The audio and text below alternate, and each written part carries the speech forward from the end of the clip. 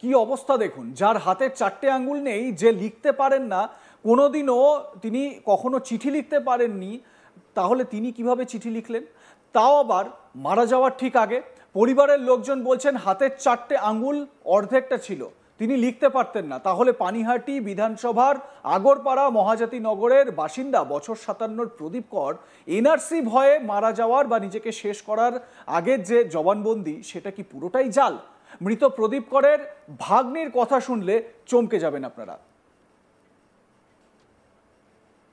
ওনার সাথে পড়াশোনা করিনি একসাথে, সেটা বুঝুন বিষয়টা। ভালো করে মানে এমনি অক্ষর লিখতে পারতো না ঠিক মতো, সেটা বুঝুন। একটা মানুষের একটা ডান আঙ্গুল না থাকলে, একটা ডান আঙ্গুল না থাকলে যেটা হতে পারে, একটা স্বাভাবিক বিষয়, সেটা বুঝে নিতে হয়।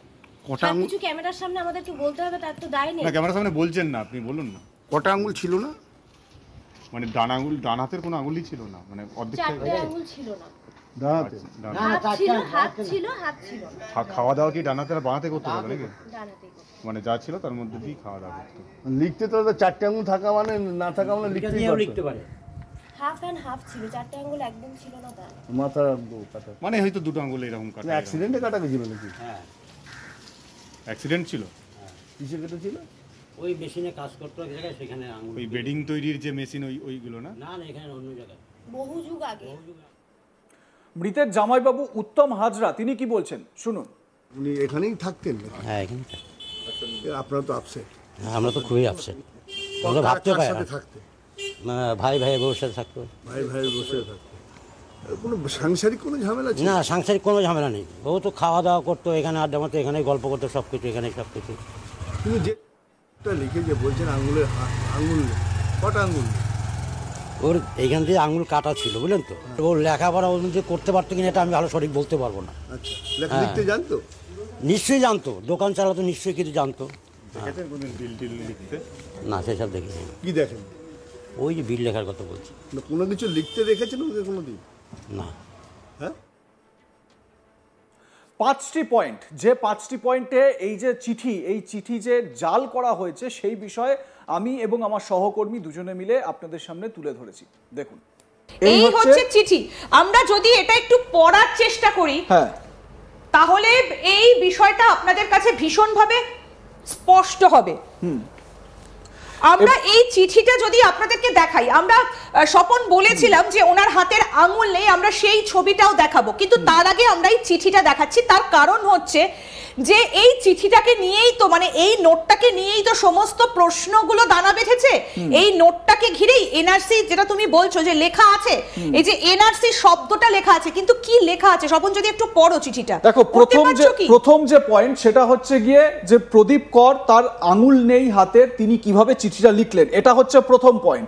দ্বিতীয় পয়েন্ট, ইন্দিরা তুমি ভালো করেই এটা, মানে আমরা লেখার ক্ষেত্রে যখন আমরা বাংলায় লিখি চিঠি বা কোনো বয়ান বা কিছু লিখি বাংলায়, তখন সাধারণত আমাদের কিন্তু লেখার সময় কোনোভাবেই 1952 সাল সেটা ইংলিশে আসবে না, বা 1966 সাল সেটা কিন্তু ইংলিশে আসবে না। আমাদের লেখার যে ফ্লো, সেই ফ্লোতে আমরা সেটা বাংলাতেই লিখে দেবো, মানে 1952 1952 আমাদের হবে না, 1952 হবে। এটা হচ্ছে দ্বিতীয় পয়েন্ট। 3 নম্বর পয়েন্ট হচ্ছে গিয়ে আমরা ঠিক এই একই কায়দায় আমরা যখন কোনো ইংরেজি শব্দ লেখার চেষ্টা করব, খুব সাধারণভাবে গ্রামে গঞ্জে বা একটু প্রত্যন্ত জায়গায় মানুষের যারা লেখালেখি করেন বা কোনো কিছু লিখছেন, তাদের কিন্তু এনআরসি বা ইংরেজি কোনো কথা লিখতে গিয়ে তিনি এই এনআরসি এইরকমভাবে এনআরসি লিখে দেবেন না, বাংলায় তারা লিখবেন এ দন্তের ন, আ বয়শূন্য র, দন্তের স হস্যি, এনআরসি এইরকম ভাবে লিখবেন। প্রশ্ন হচ্ছে যে এই যে ইংরেজিতে লেখা, এই যে ভালো করে নোট করুন, এনআরসি একটা, এখানে 4, এটা ইংরেজিতে, এবং একটু ওপরে যদি 1952, এখানে আরো আছে 1966, 1950, 1980, এইগুলো ইংরেজিতে লেখা রয়েছে। এবারে যদি স্বপন, যদি কেউ ক্লাস 3, উনি জানা যাচ্ছে যে ক্লাস 3 এর পর আর পড়েননি, সুতরাং ক্লাস 3 পর্যন্ত যদি কেউ পড়ে থাকেন, তাহলে তিনি ইংরেজি লিখে ফেলছেন এইভাবে, শেষ অবস্থাতেও তার ইংরেজি শব্দটা মাথায় আসছে, এটা কিন্তু একটা বড় প্রশ্ন।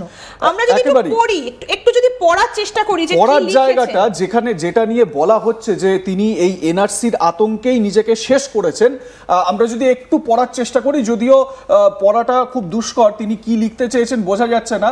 তিনি বলছেন যে আমার জনম, মানে আমার জন্ম আর কি, আমার জনম দুপেটা জনম, আমি এই জায়গাটা পরিষ্কার হলো না।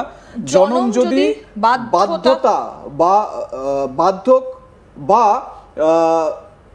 এই জায়গাটা স্পষ্ট হচ্ছে না।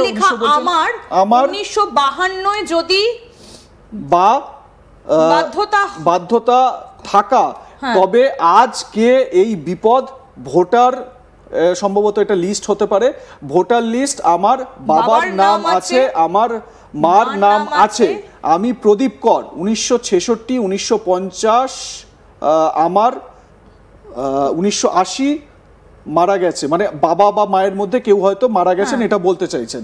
তারপর বলছেন আমার জন্ম গ্রাম নদিয়া জেলায়, কোন গ্রাম সেটা বলেননি, মানে লেখা নেই।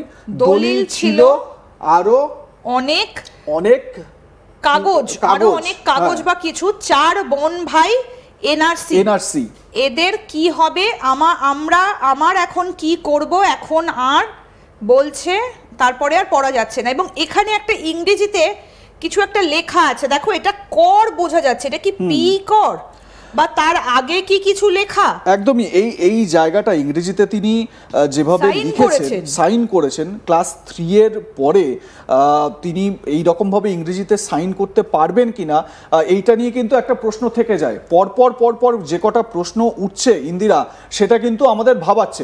তুমি জানো, তুমি যেটা বললে যে ওনার হাতের আঙুলগুলো কাটা, সেটা যদি একটু দেখিয়ে দেখাবো। হ্যাঁ, এই যে ওনার হাতের আঙুল নেই।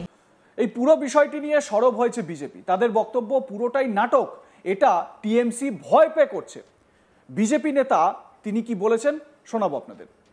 কোথা থেকে পার করবে?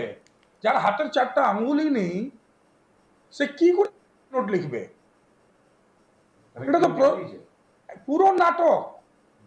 তারপরে এখানকার সাংসদ প্রাথমিক কি বলছে যে নোটের মধ্যে লেখা আছে এনআরসি জন্য, কিন্তু উনি যে, আরে এনআরসি আসলো কোথা থেকে? এনআরসি প্রশ্নটা উঠলো কোথা থেকে পশ্চিমবঙ্গতে? এখন এটা টোটালি এসআইআর কে আটকানোর জন্য নাটক করছে, যেহেতু এসআইআর ভয়ে এদের রাত্রি ঘুম হচ্ছে না। বিজেপি যেভাবে তৃণমূলকে দায়ী করছে, সেভাবে তৃণমূলের তরফেও বিজেপিকে দায়ী করা হচ্ছে। পার্থ ভৌমিক বলেন এ প্রসঙ্গে যে এনআরসি হচ্ছে গিয়ে দায়ী নিজেকে শেষ করে নেওয়ার প্রদীপ করের। কি বলেছেন তিনি শুনুন। কনফারেন্স করে সবিস্তারে বলেছেন, এর দ্বারা বাংলার মানুষ এটা বুঝে গেছে যে এসআইআর এর উদ্দেশ্যটা কি। তো এনআরসি এই ভদ্রলোক হয়তো মনে করেছিলেন, আমি তো বলতে পারবো না, আমার সাথে কথা বলেন, বিজেপি নেতাদের সাথে কথা বলেছিল কিনা আমি জানি না, ঠিক আছে। এসআইআরটা হচ্ছে এনআরসির প্রথম পদক্ষেপ, এই ভদ্রলোকের নিশ্চয়ই মনে হয়েছিল, এবং তাতে যে নথিপত্র দেখানোর দরকার উনি ভেবেছিলেন যে সেই নথিপত্র আমার কাছে নেই। লাইক কমেন্ট শেয়ার করতে ভুলবেন না। দেখতে থাকুন আজ তাক বাংলা। সাবস্ক্রাইব করুন আমাদের ইউটিউব চ্যানেলটি, বেল আইকন প্রেস করুন নোটিফিকেশন পেতে।